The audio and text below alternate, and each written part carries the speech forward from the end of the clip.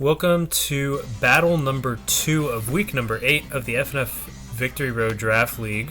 This battle is pitting Emberhoof's team, which is Rio Grande Rapidash, versus Tiller's team, which is Downtown Darmanitan. They are Emberhoof and 4th Act, respectively, on Pokemon Showdown. As a reminder, the Mega Pokemon today are Mega Aggron and Mega Sharpedo. We will be seeing the former, but not the latter. And the Z Crystal Pokemon we have are Latios with any Z move, Zeraora with attack Z moves. We have a chance to see both of those on Rio Grande Rapidash. On the team Downtown Darmanitan, Golisopod can use any Z move, and Raichu will not be appearing, Raichu Alola. So this is going to be an intense battle. Joining me today for commentary from the American Braviaries is Noob Scrub. So we'll start with initial thoughts. And do you want to go first? Should I go first? Yeah, I'll go first this time. Alright. I'm going to do some thinking. Alright. So I'm looking at Pokemon like Zeraora. It's an electric type, which is good against 2 Pokemon on the other team, Mandibuzz and Golisopod. And Golisopod only needs to take a little bit of damage before it has to switch out and waste its turn, which is kind of scary. And I was also looking at Buzzwole on the on Tiller's team, which is going to be really important for taking out Mega Aggron, I think. Yeah, I think Zeraora, also the fact that it is boosted by electric terrain, and it's just a blisteringly fast Pokemon. Tiller this time is bringing wall breakers as usual, but only 2 of them are pretty fast, and then we have Mandibuzz, of course, who I think he named Vicky. So speed is going to be the name of the game in this one. I think Lando will also be really effective for Rio Grande Rapidash, and Cryogonal. Cryogonal can use Freeze Dry and Ice Beam to hit at least half of the team pretty effectively. So that's going to be something to watch out for as well. Tiller bringing his really strong wall breakers as usual. Rio Grande Rapidash has some strong attackers, but also a little bit bulky Pokemon like Togekiss. But I do think this is going to be a fast-paced battle. I don't think we'll go probably more than turn 30, if that. Knowing Tiller, this will be over pretty fast because of his hyper offense. He either tears through the team or his Pokemon go down really fast. There's not really an in-between. I'm really excited to see how it goes, though. Oh yeah, for sure. So, do you have any other initial thoughts? I already did all the thinking that I was required to do. I'm not doing any more. Alright.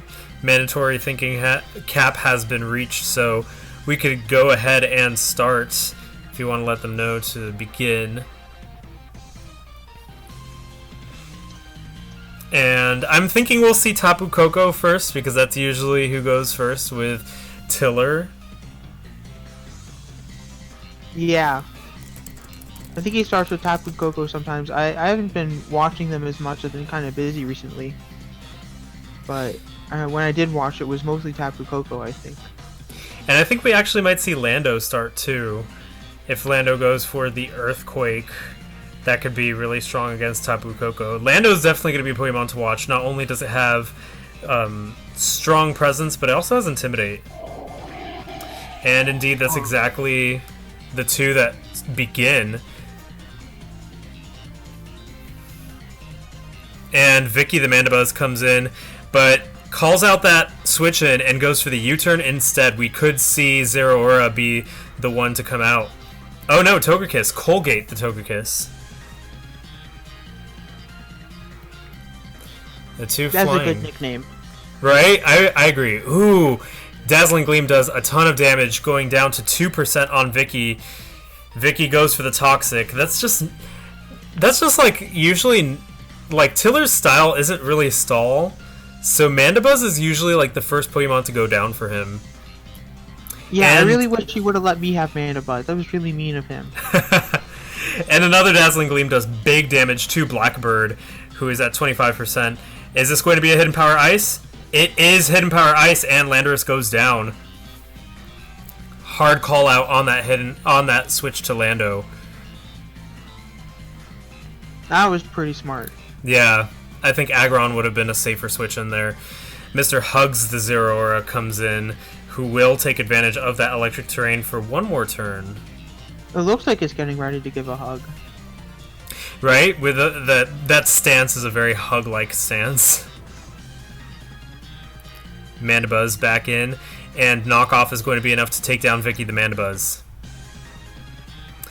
Oh, it's Toxic. I wonder why. Probably for Maybe Facade. For Facade? I would have used a... Oh, but the Burn Orb would have weakened his other attacks, so that makes sense. First Impression will hit hard here. Not sure if it's enough to take it down, but it will do pretty massive damage. Oh, the 1026 is the usual nickname for his Golisopod. So he went for Facade instead of Plasma Fists, which I'm wondering why he didn't just go for the Plasma Fists. But Savage Spin Out takes down Zeraora. Now Latios Jetstream is free to come in without First Impression. I'm also wondering, what about Return? Return? Yeah, on Zeraora. That wouldn't have done that much because it's just a normal move. Facade would do more than Return, but I see what you're saying. Yeah, you wouldn't have needed to give an orb. You could have used like a life orb or something instead of like a toxic orb. Yeah. So Bisharp uses Sucker Punch, but goes down to a Dazzling Gleam from Togekiss. I think offensive Togekiss was actually a really smart move for Ember in this battle.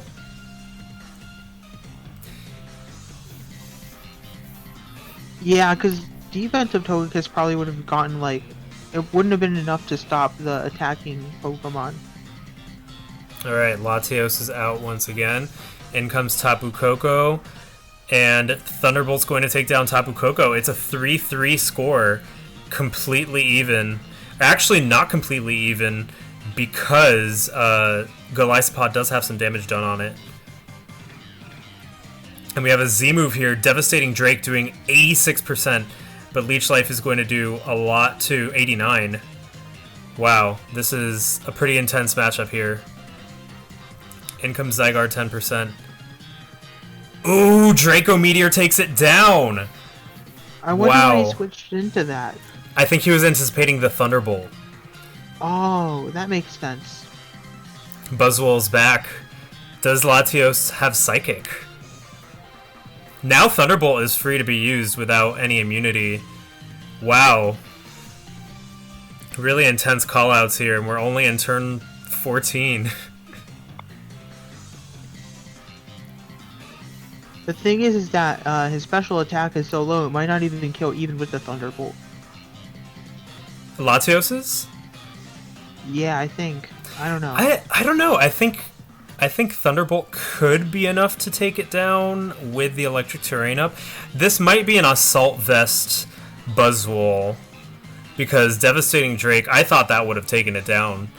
That's an extremely powerful attack. Yeah, for sure.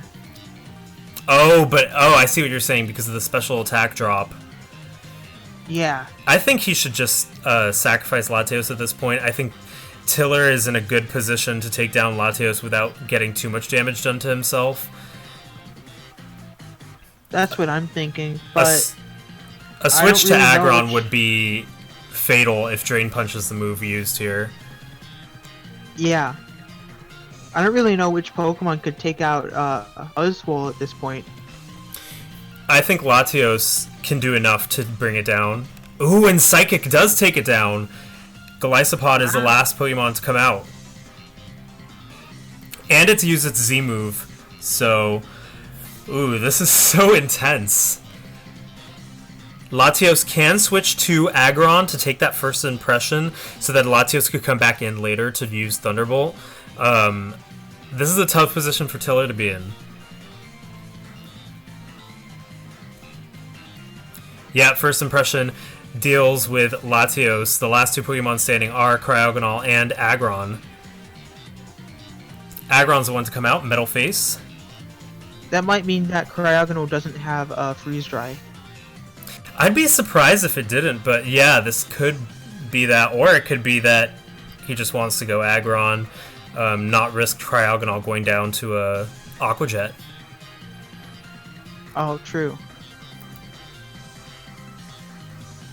Golisopod, maybe if it has Swords Dance, it could boost up and then try to take down Aggron, but once Aggron goes into Mega Aggron, it's very hard to take down on the defensive side. Yeah, it has crazy defense. It's like 230 or something, right? Something like that. And we do see the Swords Dance. Stone Edge misses. That's the theme of today. I think Stone Edge was used twice today, and it missed both times. Aqua Jet, gonna do about 20%, but Stone Edge is enough to take down Golisopod, and Emberhoof comes out victorious, winning 2-0 over Downtown Darmanitan. What an intense battle, not even going to 20 turns. Really offensive on both sides. Well played by both sides. Lots of hyper offense. Not a moment to relax in that battle. Yeah, that was pretty crazy.